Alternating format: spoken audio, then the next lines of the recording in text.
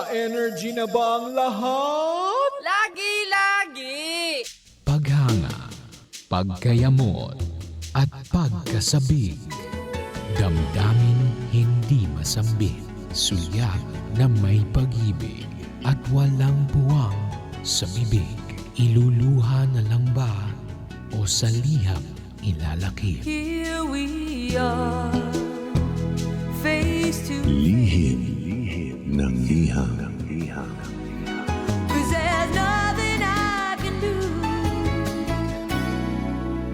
to keep from loving you. Lihim ng liham.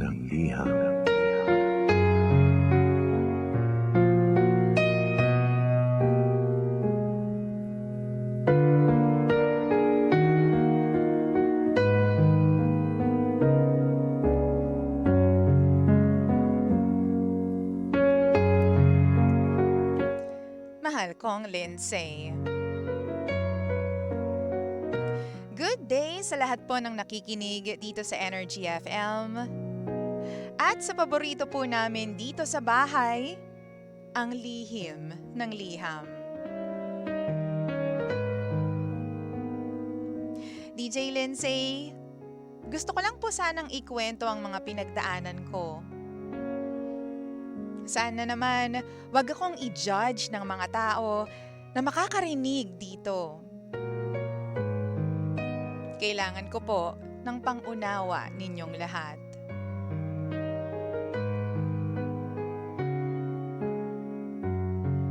Lindsay, totoo pala yung nagbabago ang tao kapag nasasaktan.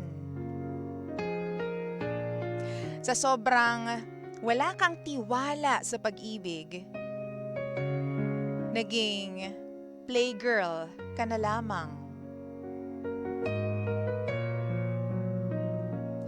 Nagkaroon po ako ng boyfriend for 8 long years. Sobrang maayos po ang lahat. Nagmamahalan kami. Hanggang sa umabot sa point na naging toxic na yung relationship namin. Umabot na sa kaunting bagay, pinag-aawayan. Hanggang sa naging cold na at hindi na nag-usap ng tuluyan. Wala man lang closure. Hindi sinuyo. Hinayaan na lang. Na trauma, na trigger ng anxiety. Yun ang mga naramdaman ko dahil sa ex-boyfriend ko. Hirap na hirap po akong makabangon noon. Sino ba naman ang hindi masasaktan sa 8 years na pinagsamahan, di ba? I tried to fix myself kahit durog na ako. Hanggang sa umabot sa point na nasabi ko na lang sa sarili ko na kailangan kong subukan ulit na magmahal.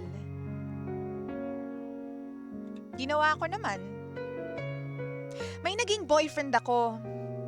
Katrabaho ko siya. Kaya naman hindi naging mahirap na kilalanin pa siya lalo. Kasi magkaibigan naman kami to begin with. Lindsay, nagtiwala ulit ako ng buong buo. Kasi ang sabi ko sa sarili ko, kung hindi ko susubukan, hindi ko malalaman. Naka-1 taon naman, pero after that, niloko ulit ako. Sobrang sakit. Kasi another trauma na naman. Mas malala pa sa trauma na inabot ko doon sa ex ko. At doon na nga po nagbago ang pananaw ko sa pag-ibig. Hindi na ako naniniwala sa love na yan. Naging playgirl na ako. Pinaglalaruan ko na lang yung mga lalaki. Kapag may umaamin sa akin ang feelings nila, tinatawanan ko na lang. Umabot na rin po ako sa point na nakikipag one night stand po ako. Lalo na sa mga katrabaho kong lalaki. Umabot na rin po ako sa point na pumapatol na po ako sa may asawa. In short, oo, na-experience ko na ang maging kabit.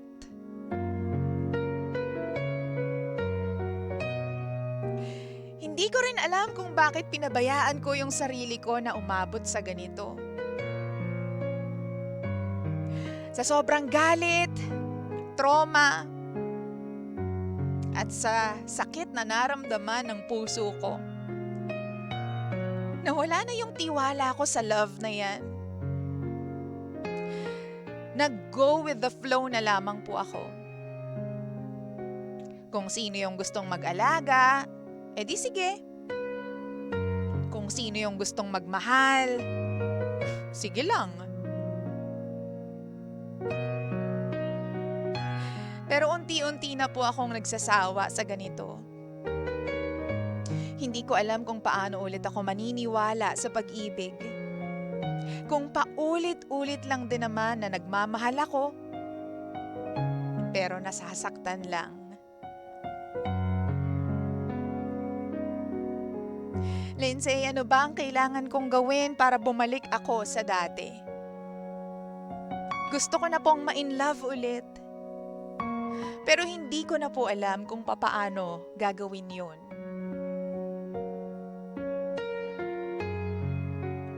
Lindsay, tawagin mo na nga lang pala ako sa pangalang May. Salamat sa pagbasa ng aking kwento. Ito po ang lihim ng aking liham.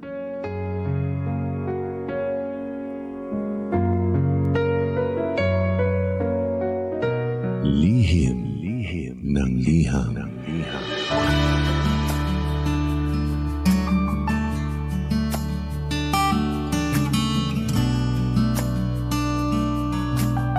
Hi, May! Oras natin sa buong kapuluan. Check your time. 12 minutes. Makaraan po ang alas 9 ng umaga. Ang aga pa. Hoy, May, ano na? Ang taray mo naman dyan.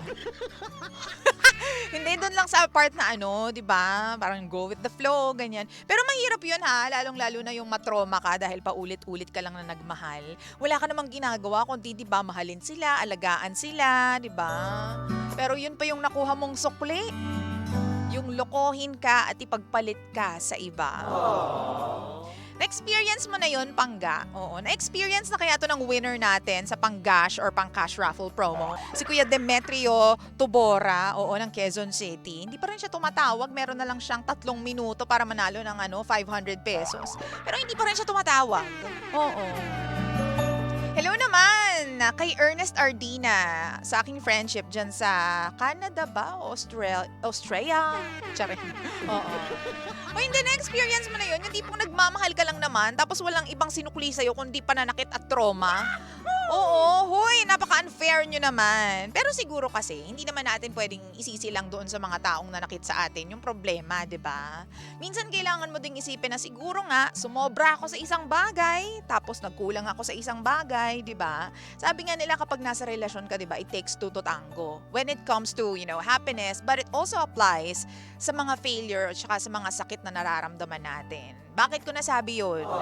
Kasi siguro kaya ka nasaktan dahil sa super nagtiwala ka agad, binigay mo agad yung 100% trust mo. Wow! Diba? Pwedeng hindi mo binigyan ng guard o hindi mo nilagyan ng guard and walls yung iyong puso, diba? Yung damdamin mo. Kaya nung nasaktan ka, sobra-sobra din, diba?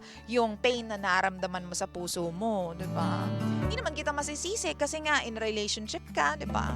Sino ba naman ang mag-aakala na after 8 long years, pipiliin ka pang, lokohin lang nung partner mo?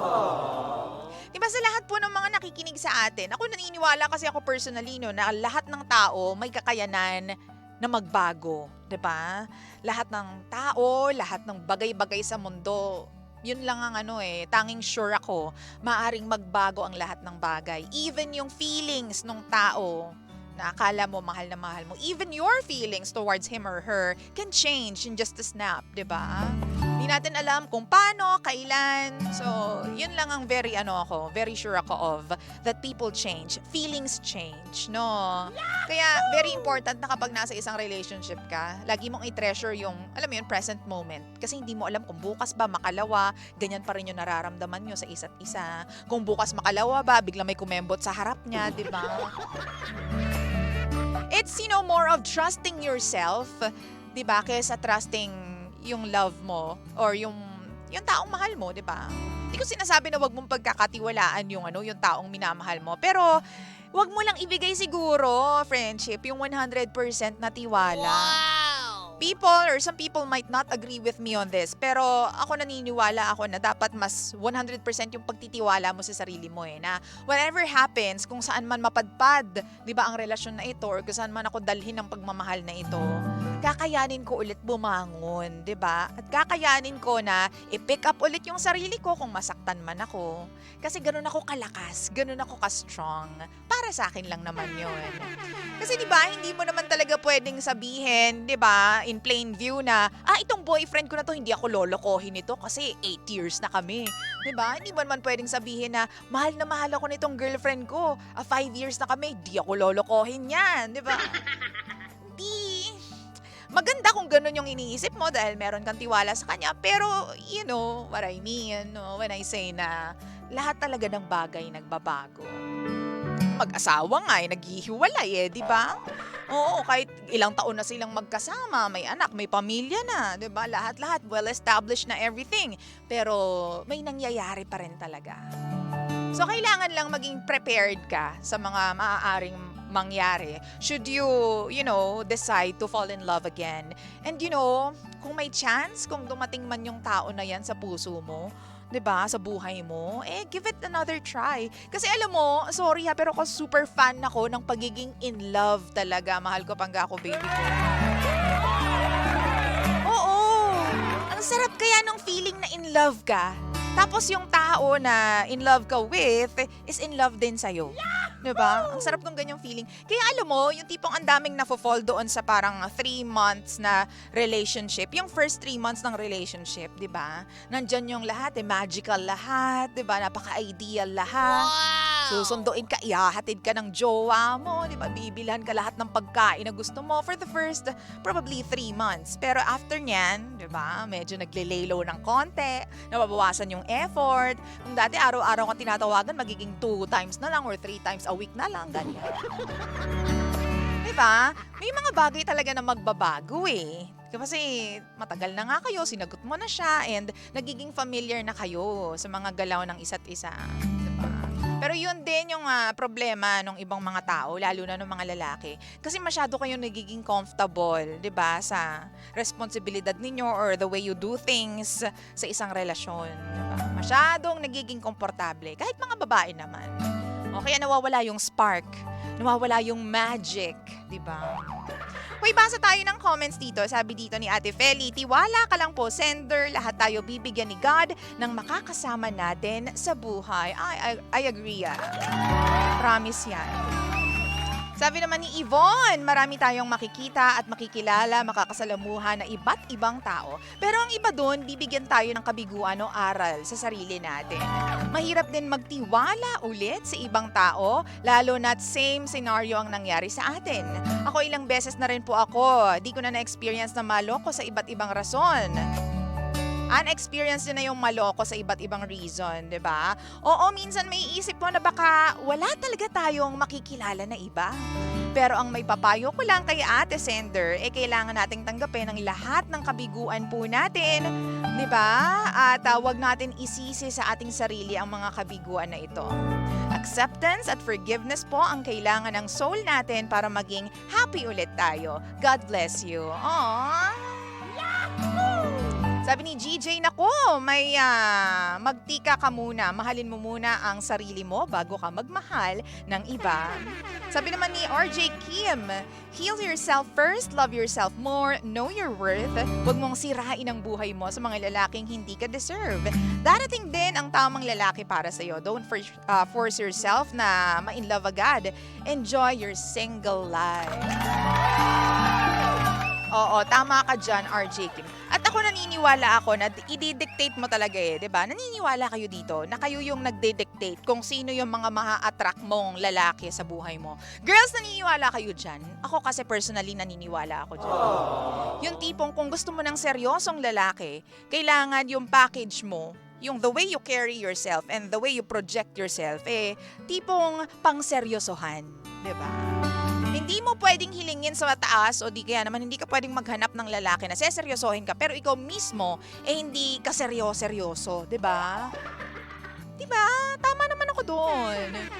Hindi mo pwedeng hilingin na sana makakita ka ng lalaki na, alam mo yon, na may respeto sa magulang, may respeto sa kapwa, re-respetuhin ka bilang girlfriend o kaya naman asawa. Kung ikaw mismo, wala kang respeto sa mga tao sa paligid mo, di ba?